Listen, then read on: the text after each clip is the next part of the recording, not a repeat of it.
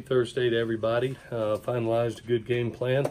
Ready to get back into the Coliseum and compete for another Pac-12 South victory against a good Arizona State team. Nothing really new on the injury front. So with that, I'll take any questions that you have. JT's not cleared his protocol? Has not cleared his protocol, was able to throw routes on air today, but has not been cleared yet for contact. What stage is he at? Is he close to clearing it? The doctors will let me know. As soon as he clears all of it and is able to play, I'll let you know. But as of right now, he has not been cleared. If he's cleared when you get the report tomorrow morning, is that enough time to play him, or do you share the spot? Or he knows a lot of it, Dan. But right now, with it being late in the week and still not cleared, it's 50-50 at best if he's even cleared, and it's probably leaning probably more towards not. If he gets cleared, we'll cross that bridge when he comes. But as of right now, he's just where he can just do routes on air and not even contact. And remember, we're always going to be safety first with kids. So that's the best hint I can give you. So do you want to make a decision tomorrow morning? I'm going to listen to the doctors tomorrow. One more time, I take it day by day and make all personnel decisions on that. I'm very fortunate because we got the best team of doctors here in the world, and I lean on them. And if there's even a gray area, obviously we're not going to put a kid out there. When he's ready and everything's cleared and he's passed all tests and all phases, then he'll be out there. Right now, he's able to throw routes on air and do some light exercise. Could you see if he's cleared, going with Jack, but having him available, something like that? No, Dan, I think it's going to be yes or no. I'm not going to ever put a kid out there. He's either cleared or he's not cleared, and I'm not going to risk a kid's health ever. So, Jack has had a great week of work, as well as Helton and Brandon. They're ready to go, and if doctors walk in tomorrow and say, "Coach, it doesn't look good," it doesn't look good, and we'll move on to the next week and see where he's at next week. Are you able to get cleared Saturday morning? We'll make that decision tomorrow. Really, to be honest with you, you get to Friday night, we got a 12 o'clock game. I'm waking up, making decisions. I'm getting dressed to go into the park. What have you seen from Helton and Brandon? They're doing a nice job. The good thing is they've been in the meetings. Even though they have not gotten the physical reps, they've been in all the meetings. We've carried Helton to every game as a backup quarterback. So he's learned game plans. He's prepared for game plans, and that's why you train a second, a third, a fourth, a fifth quarterback just for these situations. And got a lot of faith in Jack and Helton and Brandon that when called upon, they'll do their job.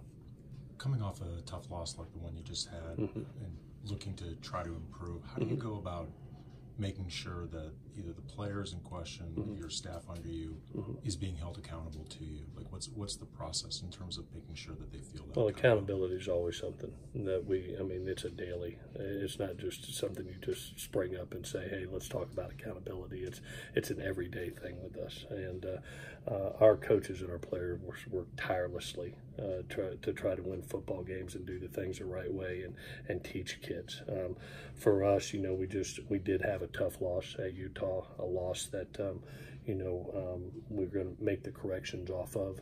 That I thought we were ultra attention to detail this week on trying to get fundamental and technique things fixed so we don't lose those one-on-one battles and that we lost last week, and then come back to the Coliseum and put it on tape and see where we're at. But I'm not worried about the accountability of our players or our coaches. I know how hard they work and how hard they work for a championship, and this is a big step towards that. Is a big Pac-12 South game that keeps you tied, up at the top, and it's a game that we need. So I appreciate how hard our kids and our staff are preparing this week. They've done it every week, so I never question their effort or accountability. It's for us. It's about I hope to see the execution. I guess that's more of what I'm asking in terms of if the execution isn't there or it doesn't seem like the game plan is coming out the way you're hoping it is. How do you go about making sure that there's an urgency felt in it needs to be fixed or else something else happens? Well, obviously, guys, as far as players, the best player plays, and if there's somebody that can do a job better than somebody else, they're going to go in there, and obviously, all coaches are judged on their performance. It starts with myself, you know, and that's the world we live in. As coaches, we're in a high-risk profession, and we all understand that we're in a production-based profession, you know, so we're tirelessly working, one, to help our kids win games. That's first, you know, this mix of both experience and youth coming together. We're trying to build the youth as fast as we can and lean on our experience. And we know at the end of the day we'll be judged by our production. Can you kind of make it with a simpler game plan? Can you make that almost work for you on a week like this in terms of execution and all that? You know. Yeah, you know, I think, and we went in and tried to be simple, Simon, not really creating any new concepts or ideas, but things that our kids are good at, and I look forward to seeing how it pans out.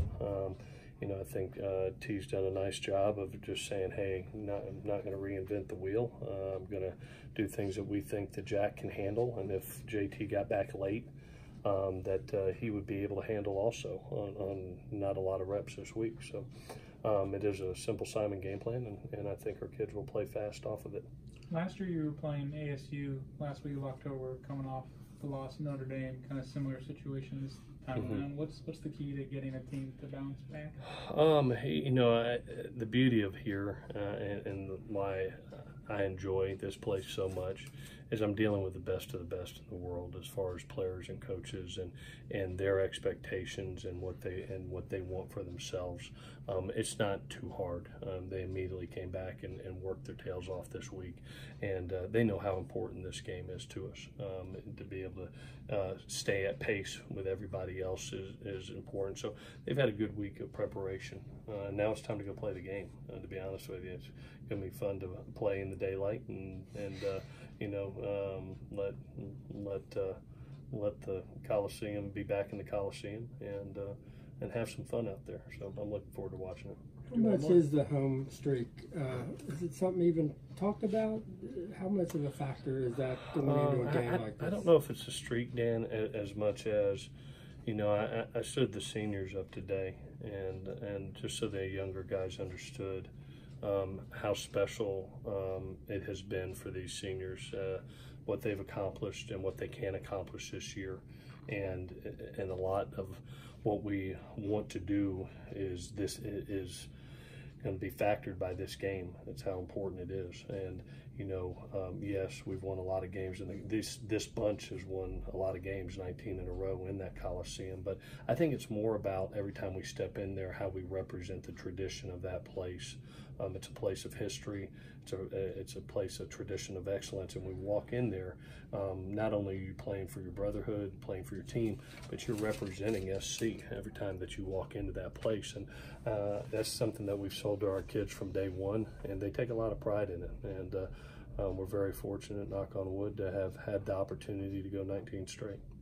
Good. When was that you presented the seniors in front of the rest of the team? Today. I stood them all up in the team meeting, and so everybody understood. I've always thought, especially when you have an early game, how important the last 48 hours of preparation are. Sometimes the hay is never in the barn, and you know, today's preparation as far as red zone, when you're talking about a team that only gives up 21 points a game, every time you walk down there, you better come away with a touchdown because they're going to be invaluable. And also, you know, we've been good at having some non-offensive touchdowns the last two games, trying to produce something in the kicking game as well as on defense. And anytime that you're playing, any defense is playing as good as Arizona State's, it needs to come from all three phases. So I wanted everybody to understand that just because it's an early game, we have Thursday and Friday, and the sense of urgency to finalize this prep needs to be felt for these seniors because we got a lot to accomplish for them. All righty, guys. Thank you.